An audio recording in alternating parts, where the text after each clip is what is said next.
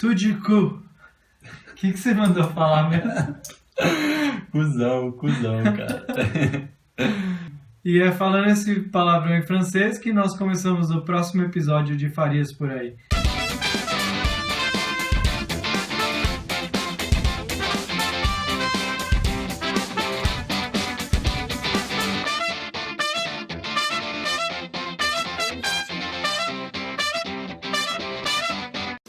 O que a gente vai falar hoje mesmo, Luciano? Bom, nesta conferência internacional via Skype, eu estava pensando em a gente só falar um pouquinho mais sobre currículo. Porque você tinha respondido para o Derek lá nos comentários do episódio 10, que a gente falou de TI na Nova Zelândia. Você se lembra disso? Lembro sim. Ah, legal. Acho que é um assunto legal para a gente falar. Tem bastante coisa para falar sobre currículo. Acho que uma coisa interessante até para a gente abrir essa edição, antes da gente entrar no tema de construir seu currículo, os tópicos, etc., é falar que a Nova Zelândia ela tem alguns lugares para pessoas que mudaram para cá que podem auxiliar você no seu currículo. Quer falar um pouco mais, Guilherme? Então, quando eu mudei aqui para Nova Zelândia, eu entrei em contato com esse grupo da Câmara de Comércio de Auckland, por exemplo. Todas as cidades têm as suas câmaras de comércio. E eles têm um grupo de apoio que é muito legal, porque eles meio que introduzem você, eles fazem um workshop com você de uns 2, 3 dias, onde eles introduzem você como preparar o seu currículo, como se preparar para a entrevista, o que os empregadores estão procurando em alguém, né? E aí eles até fazem com você, por exemplo, aquilo que a gente chama de uma mock interview, que é uma entrevista em branco. Então você vem para eles, você traz uma oferta de trabalho uma oferta de emprego que você encontrou, por exemplo, num site, e você prepara realmente como se você fosse preparar para aquela entrevista. Você manda seu currículo, você prepara uma carta de motivação e depois você faz uma entrevista com uma das pessoas da Câmara de Comércio. Nossa, e eles legal. dão um bom feedback para você, assim, em aquilo que você pode melhorar, aquilo que você não pode fazer. E você pode agendar isso com eles a cada 2 semanas. E eles fazem eles seguem você durante todo esse percurso, assim, tipo, a cada 2 semanas eles vêm, e aí, como é que está a sua procura? Você já conseguiu algumas entrevistas de trabalho? Qual é o feedback que você tem tido dos empregadores? E aí eles vão trabalhando com você durante todo esse percurso, então vai ser bem legal. Eu sei que é muito diferente aí em alguns aspectos, essa parte até do currículo mesmo. Você tinha falado que na Nova Zelândia o currículo fica bem mais extenso porque eles querem muito mais informações, né, na hora de receber o currículo.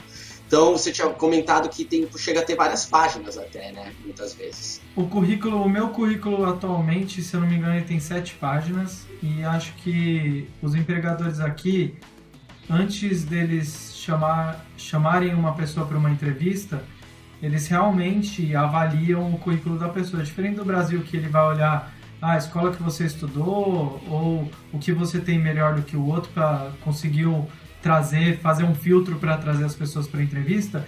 Ele realmente analisa o seu currículo e vê se você cabe ou não à vaga que ele está ofertando. Então, um currículo detalhado é muito importante aqui. Então, acho que a gente pode passar um pouquinho tópico a tópico e ir falando um pouco dos tópicos. Então, o primeiro ponto, você falou um personal profile, falando um pouco sobre você. Isso, então o personal profile é o que você vai falar, vai dar um resumo de quem você é. Não vai colocar 2, 3, 4 parágrafos. Um parágrafo falando quem você é, um pouco sobre como você é profissionalmente, acho que um pouco do que o empregador, da vaga que você procura, né? Então, assim, no personal profile, geralmente é aquela parte onde você tenta assinalar para o empregador que você está mandando a carta a sua diferença e também o seu objetivo.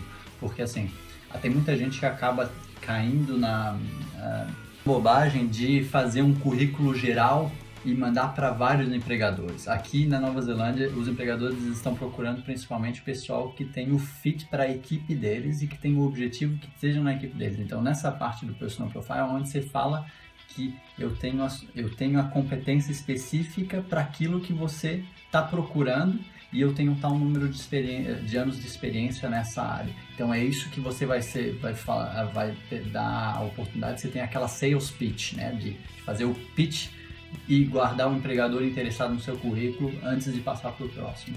Pegando um gancho no que o Guilherme falou, acho que é uma coisa interessante que não faz parte do tópico 1, mas é antes do tópico 1, o seu currículo, adapte ele para a vaga que você está se candidatando. Então lê a vaga, entende a vaga, vê o que a vaga adapta o seu personal profile, adapta a forma que você vai mostrar a sua experiência e os outros tópicos que a gente vai falar, porque a pessoa, quando ela lê aquilo, ela tem que ver que você encaixa na vaga. Então não simplesmente faz um currículo e sai mandando para todo mundo igual a gente costuma fazer no Brasil. E existe uma outra coisa antes do currículo, que é o cover letter, que é uma cartinha. Então cada vez que você se aplicar, você vai mandar uma carta de apresentação. E nessa carta de apresentação, sim, você pode ter 3 ou 4 parágrafos definindo quem você é e por que você acha que você é a pessoa certa para aquela vaga. E se eu posso adicionar algo, até para a pessoa que está mandando o currículo para o empregador, se você conhece, na verdade, o nome de alguém, é ainda melhor. Você manda uma carta endereçada ao nome da pessoa, né? Por exemplo, Caro Luciano, né? E aí depois você detalha. O segundo ponto é o Key Skills and Qualities, que você vai colocar quais são as suas qualidades, mas assim, tenta ser bem direto. Então coloca assim, sei lá, sou organizado, você pode colocar alguma coisa que ligue, depende do que você trabalha, né? Mas tenta mostrar ali as suas qualidades e o que você tem de diferencial dos outros em bullet points. Então coloca um pontinho, fala alguma coisa, outro alguma coisa, e isso daí acho que tem no currículo brasileiro também. Então, mas aqui tenta ser direto, não coloca coisa que não tem nada a ver com a vaga só para colocar mais texto no seu currículo. Seja direto. E dá uma avaliada até, por exemplo, eu até aconselharia, dar uma avaliada quando você estiver vendo a oferta, né, por exemplo, ou no site geral de job boards ou no site da empresa, tenta dar até avaliar quais são as prioridades da empresa naquela oferta. Então, se as prioridades da empresa na oferta, por exemplo, é ter uma competência técnica, por exemplo, em TI, no caso, você vai ali botar como aquela core skill vai ser a primeira que vai aparecer no seu currículo. Isso. E aí depois você prioriza de acordo com o que a empresa prioriza, que aí você vai chamar mais atenção. Beleza, então o próximo ponto é achievements. Então achievements é para você colocar alguma coisa que você conseguiu no seu trabalho. Isso não é um ponto obrigatório, mas vamos falar que você trabalhou numa empresa que você recebeu algum award, você recebeu algum reconhecimento especial, alguma coisa, melhor funcionário do mês, sei lá. É um lugar para você colocar isso, para você mostrar, olha, eu tenho um diferencial e eu já fui reconhecido em outras empresas que eu trabalhei.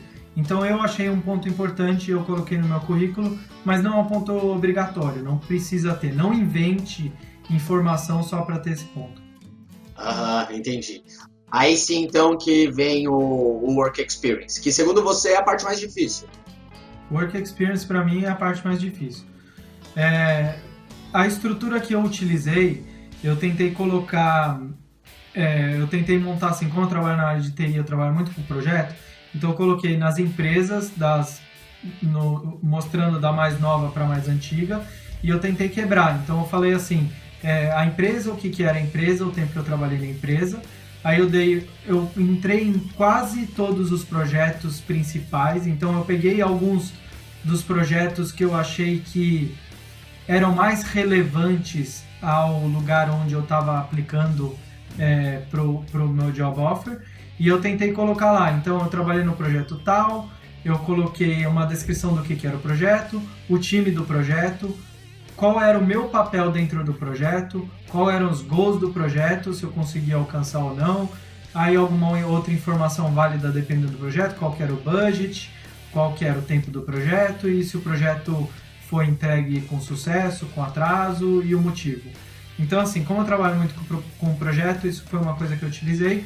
Algumas outras empresas que eu tinha responsabilidades diferentes, então que eu era envolvido com gerência ou que eu era envolvido mais na parte técnica quando eu comecei a minha carreira. Aí eu tentei falar um pouco mais sobre coisas que eu fiz lá. Então, por exemplo, como gerente, eu falei das coisas que eu implementei como gerente na empresa, das coisas que eu trouxe para a empresa, das novas ideias. Então, assim, tenta colocar coisas, mas que sejam relevantes ao que você está buscando. É que nem eu falei, não encha de linguiça. A parte, a gente estava falando antes dos achievements, né, que são os principais êxitos que você teve na sua carreira. Às vezes pode ser legal também que você mencione esses achievements depois de falar das experiências que você tem. Então, por exemplo, você pode ter experiências de trabalho. Naquele trabalho você teve essas responsabilidades e daquelas responsabilidades, esses são, tipo, vamos dizer, 2, 3 estrelas dos principais achievements que você teve naquela experiência. Porque aí você mostra que, à medida que o tempo foi passando, você teve alguns êxitos que foi consistente com as suas experiências à medida que o tempo foi passando. E aí de education, o que fala exatamente? O que você precisa passar para eles? Education você vai colocar curso superior você fez, faculdade, pós-graduação, mestrado, algum curso de alguma coisa especializada na sua área, tipo, sei lá, um MBA, um curso de gerenciamento de projetos, alguma certificação que você tem. Mas não abaixo disso. No final é legal colocar sempre a parte de interesses e hobbies, porque a Nova Zelândia é um país onde as pessoas elas não são tão apegadas ao trabalho como nós brasileiros somos. Então as pessoas elas gostam de conhecer como você é fora do trabalho, o que você faz, qual que é a sua personalidade, você é uma pessoa que gosta de fazer o quê? E isso, às vezes, eles se identificam muito. Então, pessoas que gostam de caminhar, gostam de natureza, gostam de fazer esporte, ou às vezes você pega uma pessoa que, sei lá, gosta de jogar videogame. Então, acho que essa parte de ter o hobby é legal, que ela mostra um pouco da sua personalidade, quem você é fora do trabalho. E isso é uma coisa muito importante para os Kiwis, né? Eles avaliam muito e eles têm essa coisa mais pessoal que nós temos. Até que o brasileiro até tem, né? A gente faz muita amizade no trabalho e tal. Mas ele gosta de conhecer você mesmo antes de você entrar. Então a entrevista, às vezes, você não vai estar 100% falando só sobre trabalho. Não é entrevista.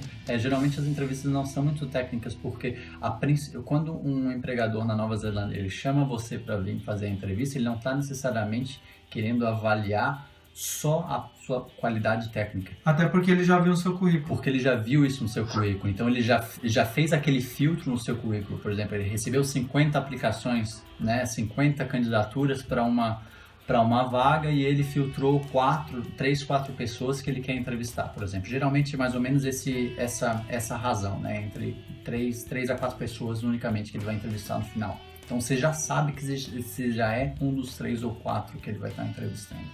E ele está chamando você principalmente para avaliar uma coisa. São 2 coisas. Uma é o que eles chamam de team fit. Se ele vai conseguir integrar você com o resto da equipe. E a segunda coisa vai ser avaliar a sua atitude. Então isso é muito importante para os Kiwis, para avaliar mesmo o seu comportamento. Como é que você lida com condições adversas, por exemplo. Se ficou então mais alguma dúvida de currículo, eu imagino que agora a gente falou tudo que a gente podia, mas ainda sobre alguma coisa, né? Façam sugestões que a gente vai atender. E não se esqueçam também de dar um curtir aí no vídeo, compartilhar. Caso você não faça nada disso, eu vou comprar uma máscara do Pânico, não do Pânico na TV, essa máscara que eu tô colocando a imagem agora. Eu vou vesti-la, vou ligar pelo telefone, perguntar pra você qual é o seu filme de terror favorito e vou te amedrontar. E siga o canal, porque tem gente seguindo no Facebook aí, mas não segue o canal. Segue o canal, pô. Enquanto vocês não fizerem isso, eu vou continuar ameaçando vocês. Beleza, galera. Obrigado. É isso aí, teca lá pra gente. Falou.